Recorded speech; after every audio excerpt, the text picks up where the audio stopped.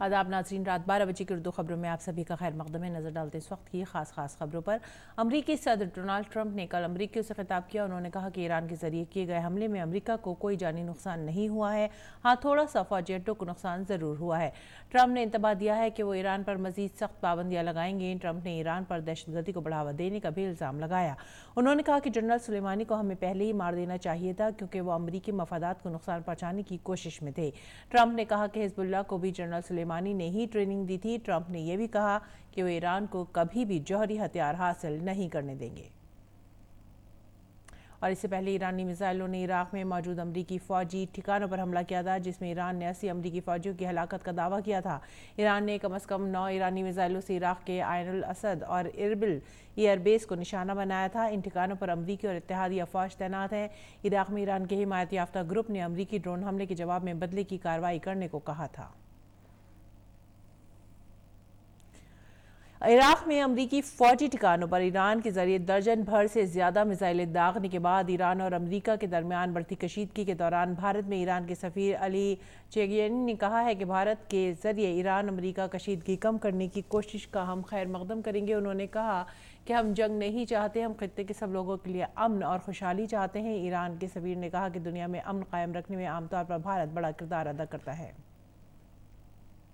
भारतीय वजारत ख़ारजा ने इराक के सफ़र के ताल्लुक से एडवाइजरी जारी की है। वजारत ख़ारजा के तर्जुमान रवीश कुमार ने एक ट्वीट में कहा है कि इराक में मौजूदा हालात के पेश नज़र भारतीय शहरियों को आइंदा एकामात तक इराक का सफ़र नहीं करने की सलाह दी गई है। वजारत ख़ारजा के जरिए जारी एलानिया में इराक में मुक़ीम भारतीय शहरियों को मुतात रहने और सफ़र से परहेज़ करने की सलाह दी गई है। बगदाद में हमारे हाई कमीशन और एरबिल में वाक़ कौंसलेट मामूल का काम जारी रखेंगे और इराक में मुक़ीम भारतीय शहरियों को सभी तरह की खिदमात की फराहमी जारी रखेंगे।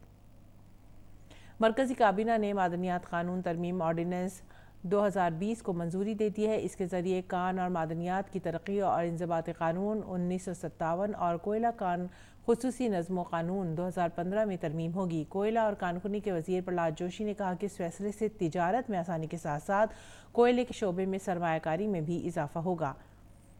काबीना ने शुमाल मशरक़ की 8 रियासतों में गैस ग्रिड तैयार करने के फैसले को भी मंजूरी दी है। ये गैस पाइपलाइन 1656 किलोमीटर लंबी होगी। काबीना ने गुजरात के जामनगर में वाक़ई गुजरात आयुर्वेद यूनिवर्सिटी कैंपस को कौमी अहमियत के इदारे का दर्जा देने को भी मंजूरी दी। मरकज़ी वज़ीर प्रकाश जावड़ेकर ने बताया कि काबीना ने ओडिशा के नीलाचल स्टील कॉरपोरेशन लिमिटेड की 6 कंपनियों से सरमायाशी को उसूली तौर पर मंजूरी दी है। साथ ही काबीना ने भारत और फ्रांस के दरमियान मार्च 2018 में हुए माइग्रेशन एंड मोबिलाइजेशन पार्टनरशिप माहिदे को भी मंजूरी दी है। मरकज़ ने शहरी तरमीमी कानून को चैलेंज देने वाली सभी दरख्वास्तों पर सुप्रीम कोर्ट में समाअत का मुतालबा किया है। सॉलिसिटर जनरल तुषार मेहता ने कहा है कि अलग अलग हाई कोर्ट के फैसले अलग अलग हो सकते हैं, इसलिए सभी दरख्वास्तों को एक जगह करके सुप्रीम कोर्ट एक साथ समाअत करे। अदालत जुमे को इस मामले पर गौर करेगी। वज़ीर आज़म नरेंद्र मोदी ने आइंदा माली साल के बजट के सिलसिले में आम लोगों से मशवरे तलब किए हैं। पीएम ने ट्वीट किया कि मरकज़ी बजट 130 करोड़ भारतीयों की उम्मीदों और आरज़ू की अक्कासी करता है और भारत को तरक्की की समत में आगे बढ़ाता है। मैं आप सबको इस साल के बजट के लिए अपने ख्यालात और मशवरे भेजने की दावत देता हूँ। नए बजट के बारे में शहरी शराकतदारी फोरम MyGov पर मशवरे तलब किए गए हैं। यूक्रेन का एक तैयारा तेहरान हवाई अड्डे के करीब हादसे का शिकार हो गया है। खबरों के मुताबिक इस हादसे में 167 मुसाफिर और अमले के 9 अरकान हलाक हुए हैं। ये तैयारा इमाम खुमैनी बैनुल अक़वामी हवाई अड्डे से रवाना हुआ था। खबरों के मुताबिक हादसा तकनीकी खराबी की वजह से पेश आया।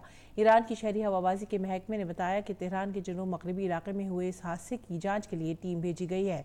फ्लाइट डाटा से पता चलता है कि यूक्रेन के बोइंग ने परवाज के बाद ही डाटा भेजना बंद कर दिया था। ये थी इस वक्त की खास खबरें। इसी के साथ ही हमें दीजिए इजाज़त। आदाब।